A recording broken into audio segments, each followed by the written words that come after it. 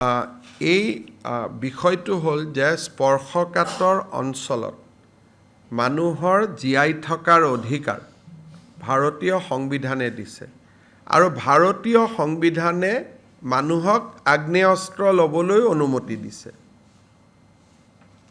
Subject to certain rules and regulation.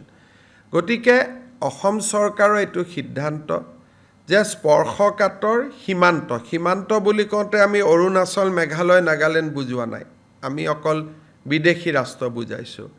সীমান্তত থকা মানুহৰ সুৰক্ষা দিয়া আৰু সুৰক্ষা পাবৰ কাৰণে তেওঁলোকক চৰকাৰে প্ৰদান কৰা অধিকাৰসমূহ দিয়াটো আমাৰ দায়িত্ব।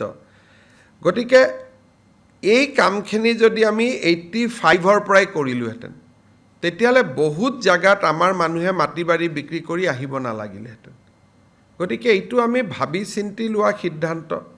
কোনোবাই ডেফিনেটলি আমাৰ চৰকাৰে যদি কালিৰ পৰা কয় যে সকলো মানুহক ঘৰে ঘৰে 1 তোলা সোণ দিম, তথাপিতো হীৰেণ গোহাঁয়ে আপত্তি কৰিব। কালি যদি কওঁ ঘৰে ঘৰে চাকৰি দিম, তথাপিতো আপত্তি কৰিব। গতিকে হীৰেণ গোহাঁয়ে হওক বা কংগ্ৰেছ দলে হওক, চৰকাৰৰ কোনো সিদ্ধান্তকতো তেওঁলোকে কেতিয়াও আদৰণি জনাই জানো?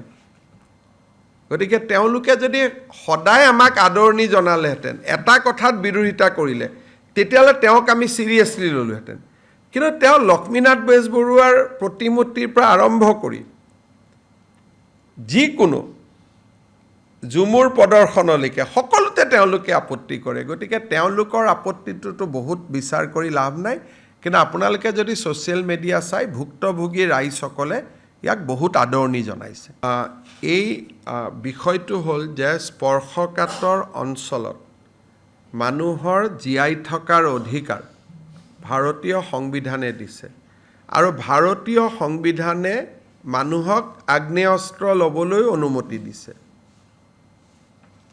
Subject to certain rules and regulation. গতিকে অসম চৰকাৰৰ এইটো সিদ্ধান্ত যে স্পৰ্শকাতৰ সীমান্ত বুলি কওঁতে আমি অৰুণাচল, মেঘালয়, নাগালেণ্ড বুজোৱা নাই, আমি অকল বিদেশী ৰাষ্ট্ৰ বুজাইছোঁ।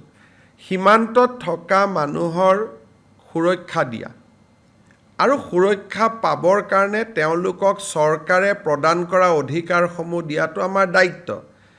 গতিকে এই কামখিনি যদি আমি 85ৰ পৰাই কৰিলোহেঁতেন তেতিয়াহ'লে বহুত জাগাত আমাৰ মানুহে মাটি বাৰী বিক্ৰী কৰি আহিব নালাগিলেহেঁতেন।